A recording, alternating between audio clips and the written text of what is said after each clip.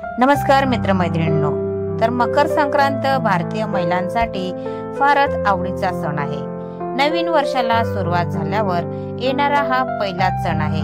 त्यात मकर संक्रांत म्हटलं की डोळ्यासमोर येतो हळदी कुंकवाचा समारंभ। मकर संक्रांतीच्या हळदी कुंकवात वाण देण्याची पद्धत आहे। घराघरात हळदी कुंकू साजरे करतात।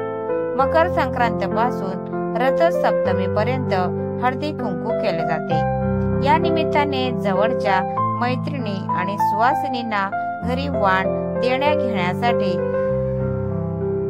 बोलवता येतं। मकर संक्रांतीमध्ये जे हळदी कुंकू करतात त्याचबरोबर आता तर सार्वजनिक स्तरावर देखील हळदी कुंकवाचे कार्यक्रम केले जातात।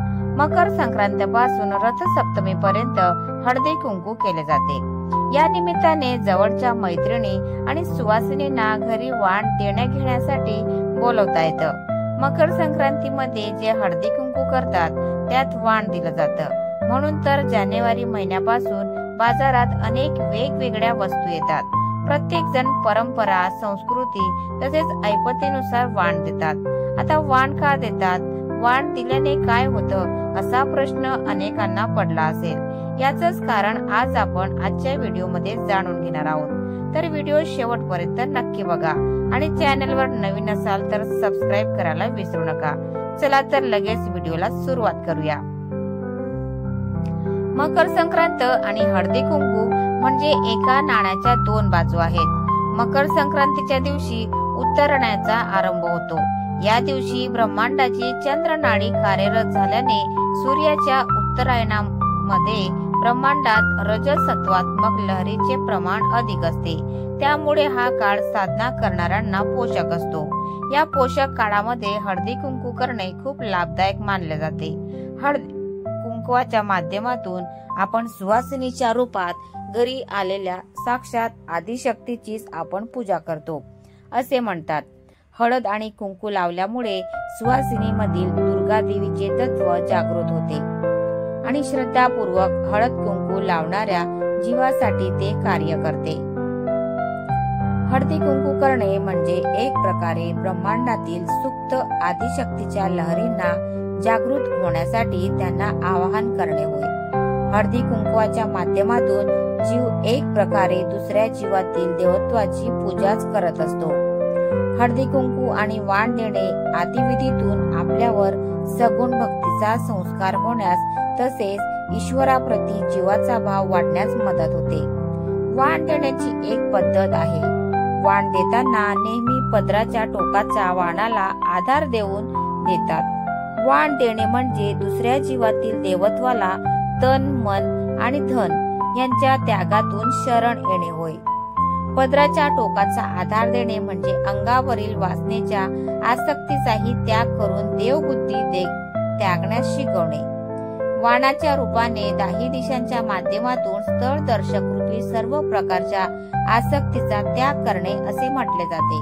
हा काळ साधनेला पोषक असल्याने या काळात दिलेल्या वाणातून देवता लवकर प्रसन्न होऊन जीवाला इच्छित फल प्राप्ती होते, म्हणजे दान सत्कारणे लागते। म्हणून तुम्ही पाहिलं असेल की प्रत्येक सुवासिनी महिला संक्रांतीमध्ये हळदी कुंकू करताना अगदी छोटंसं का होईना पण वाण देतात। संक्रांतीच्या काळात वाटाणे, आले, हिरवे हरभरे, गाजर, ऊस, शेंगा, बोर यांचं भरघोस उत्पन्न होतं। त्यामुळे याच पदार्थाचे वाण देण्याचाही प्रघात आहे।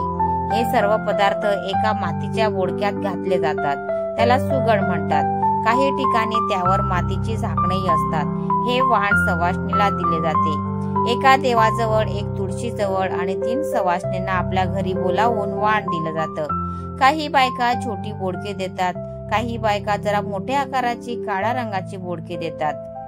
लग्नानंतरची पहिली 5 वर्ष महिला पाटावरची वाण देतात। सुवासिनी महिलांना हळद कुंकू दिलं जातं। देवाजवळ पाट ठेवून त्यावर हरभरे, गाजर, ऊस, शेंगा, बोर तसेच रेवड्या, तीळ, गुळ मांडले जातात। त्याला हळद कुंकू वाहिलं जातं। 3 किंवा त्यापेक्षा जास्त सुवासिनी महिलांकडे जाऊन असा पाट देवासमोर मांडून पूजा केली जाते। त्यावेळी एकेकींना वस्तू दिल्या जातात। लग्नानंतरची 5 वर्ष सौभाग्याच्या वस्तू दिल्या जातात। पहिल्या हळदी कुंकवाला हळद कुंकवाची डबी, दुसऱ्या वर्षी कंगवा, मग आरसे, बांगड्या अशा वस्तू दिल्या जातात। संक्रांतीला वाण देणे याचे आध्यात्मिक महत्व तर आहेच, शिवाय वाण देऊन आपण नात्यांमधील गोडवा देखील जपतो। सध्या वाण म्हणून वेगवेगळ्या वस्तू दिल्या जातात। पारंपरिकतेला आधुनिकतेची जोड दिली जाते। त्या निमित्ताने का होईना आपली परंपरा आणि संस्कृती आपण जपतोय। फक्त वाण देताना एकाच गोष्टीचे भान ठेवा की ते वाण समोरच्याला ओझे वाटू नये। अगदी सहज देवाणघेवाण करा, म्हणजे तिळगुळाचा गोडवा अधिक चांगला वाढेल। तर हीच होती मकर संक्रांतीला वाण देण्याची माहिती। तर व्हिडिओ आवडला असेल तर नक्की व्हिडिओला लाईक करा आणि आपल्या मित्र परिवारासोबत शेअर करा आणि अशाच प्रकारच्या माहितीसाठी चॅनेलला सबस्क्राईब अवश्य करा। आणि व्हिडिओ शेवटपर्यंत बघितल्याबद्दल तुमचे मनापासून आभार। धन्यवाद। Thanks for watching.